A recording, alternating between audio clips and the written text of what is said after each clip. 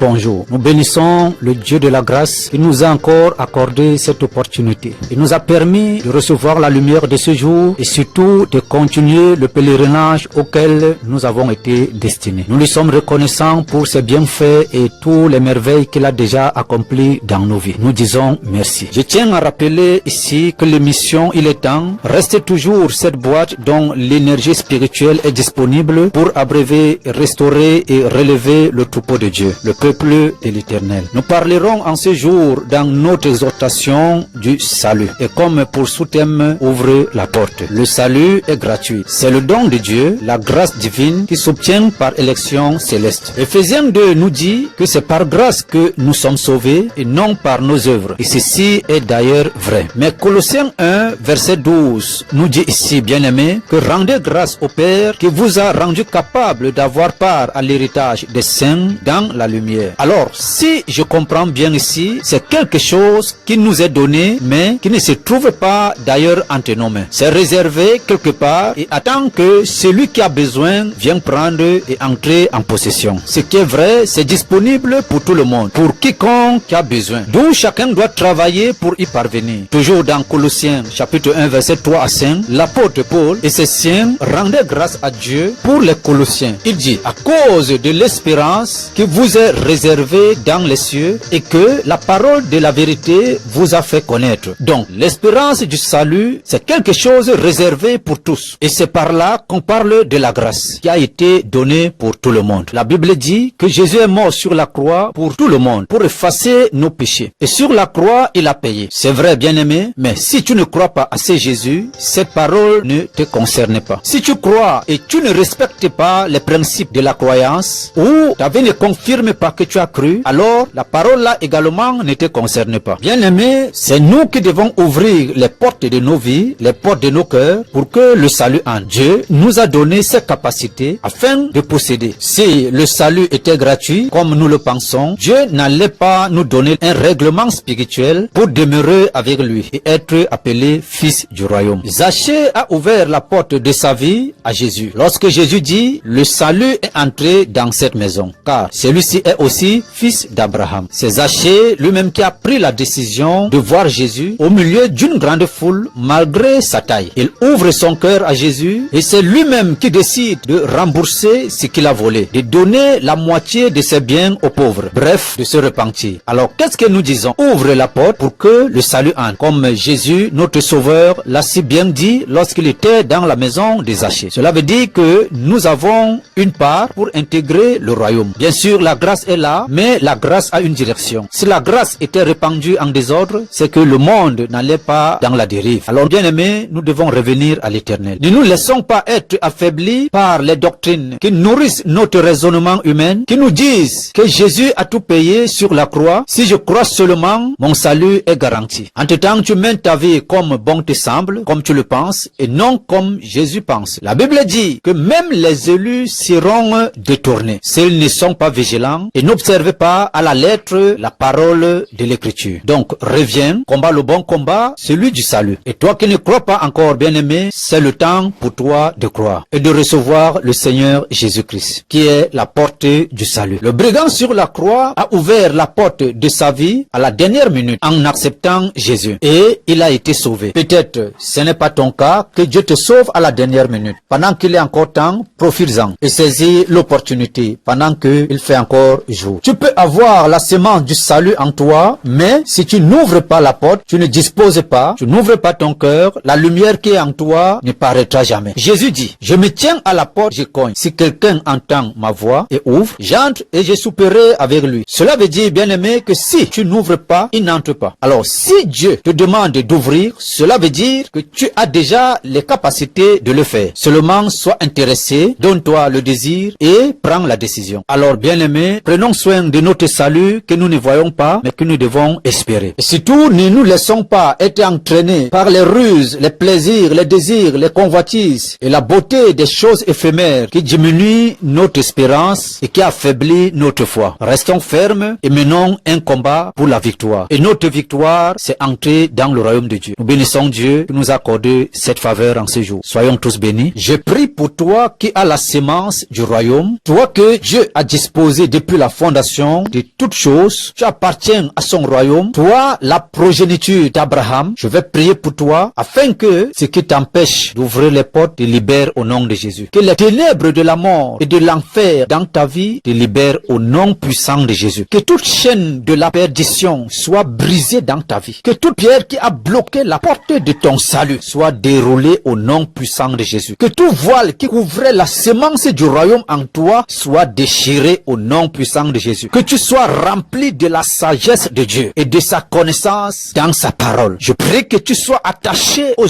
œuvres de la lumière et que la grâce infinie de l'Éternel se manifeste dans ta vie. Je prie que tout ce qui était fermé en toi s'ouvre maintenant à l'Éternel afin que Dieu fasse ce qu'il a programmé faire avec toi pendant que tu es sur cette terre au nom puissant de Jésus. Je t'enlève, je t'arrache maintenant de tout lien, de toute force et de puissance qui t'ont mis dans l'esclavage et a servi pour t'empêcher de marcher dans la lumière de ce véritable Dieu. Au nom puissant de Jésus. Reçois entre tes mains ces paroles. Lève-toi là où tu étais couché. Redresse-toi là où tu étais courbé. Sois restauré là où tu étais affaibli. Que la lumière paraît sur ton parcours, dans ton sentier, là où les ténèbres te suivaient. Que la grâce de ce jour se manifeste particulièrement dans ta vie. Au nom puissant de Jésus. Toute la créature de l'Éternel en général qui doit être rachetée pour le royaume de Dieu. Que la mort ou les portes de la mort se ferment devant vous au nom de Jésus. Et que les portes du salut s'ouvrent au devant de toi. Pendant que l'enfer te réclame, je prie maintenant que le cri du royaume de Dieu commence à s'entendre plus que les cris de l'enfer dans ta vie au nom de Jésus. Que tout aveuglement que l'ennemi a jeté sur toi pour ne pas voir les choses du royaume et tout élément ou objet qu'il a utilisé pour fermer ton entendement, pour ne pas comprendre les choses du royaume, je brise cela au nom de Jésus. Que tout acte dont les ordonnances te condamnaient soit effacé au nom de Jésus. Entre maintenant dans la félicité de l'Éternel, vis la parole de l'Éternel, vis la grâce, l'amour de Dieu, marche avec l'Éternel et sois triomphant, sois victorieux, victorieuse et arrive à la destination. Je scelle ces paroles dans le sang de Jésus pour l'accomplissement au nom puissant de Jésus-Christ. Amen.